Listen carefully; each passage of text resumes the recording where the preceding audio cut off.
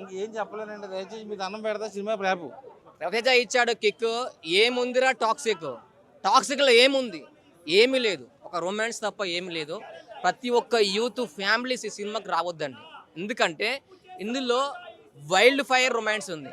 Wild fire కాదు, అసలు యశ్ గారు గన్ను పట్టుకొని ఒక్కొక్కరిని గాలుస్తుంటే ఉంటుంది చూడు. ఆ గన్నులో ఎన్ని బుల్లెట్లున్నాయో తెలీదు, దింపుతూనే ఉన్నాడు. అసలు ఏంటి, అసలు ఏమి స్టైలు, ఏమి యాక్టింగ్. యశ్ గారిని చక్కగా వాడుకోలేదు సినిమాలో.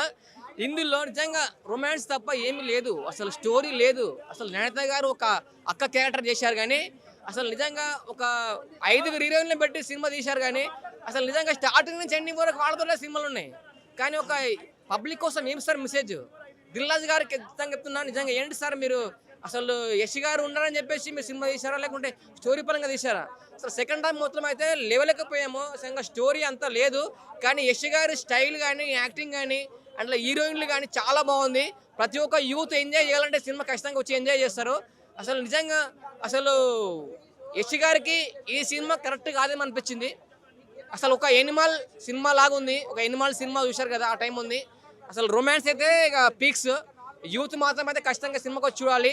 ఆల్రెడీ ముందే చెప్తున్నాను, టికెట్లు బుక్ చేసేటప్పుడు మాత్రమే మీరు 18 ఇయర్స్ అని అడుగుతుంది.